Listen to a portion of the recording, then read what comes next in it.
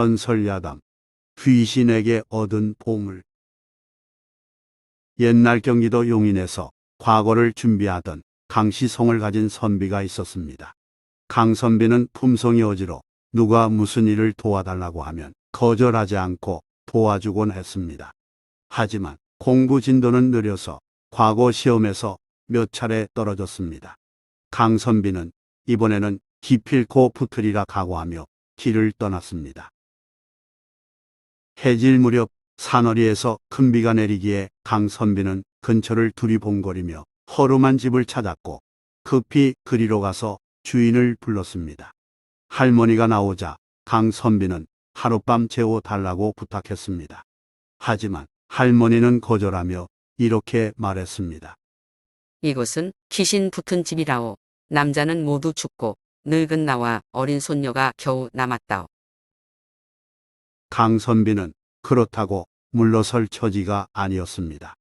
비는 계속 내리고 해는 저무는데 산중턱에서 다른 집을 찾기란 힘든 일이었으니까요.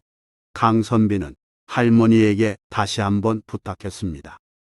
할머니, 저는 담력이 제법 강한 사람입니다.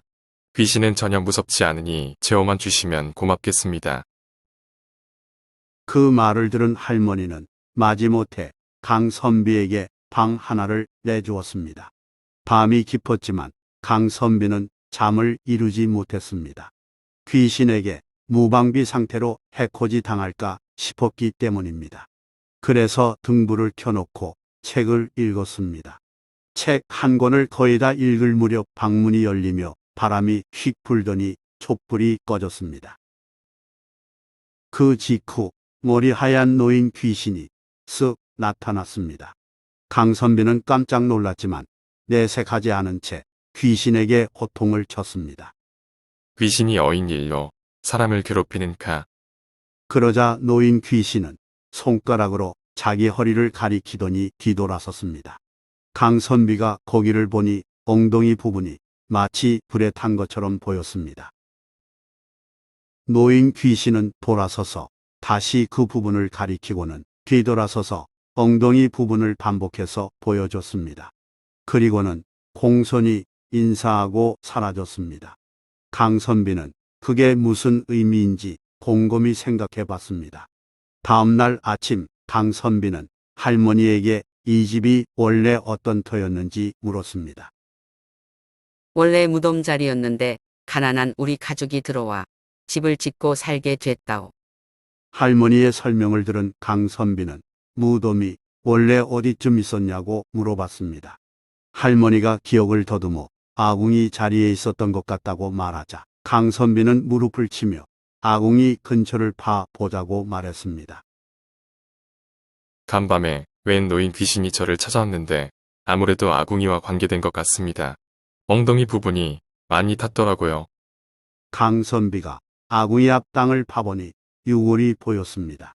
하여 아궁이를 전부 드러내고 본격적으로 땅을 파서 유골 전부를 수습한 후 집 근처 햇볕이 잘 드는 자리에 잘 묻어줬습니다.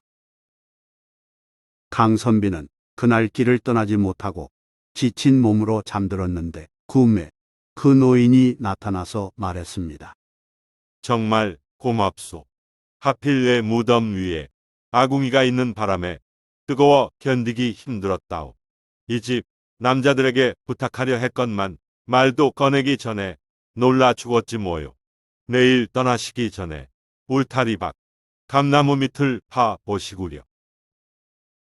아침이 됐을 때 강선비는 할머니에게 꿈 이야기를 해준 후 울타리 근처 감나무를 찾아 그 밑을 파 보았습니다. 괭이 끝에 뭔가 걸리기에 봤더니 괴짝이었습니다. 열어보니 황금과 엽전이 가득 들어 있었습니다. 강선비는 할머니에게 일부를 나눠주고 나머지는 가지고 집으로 돌아와 평생 여유롭게 잘 살았다고 합니다.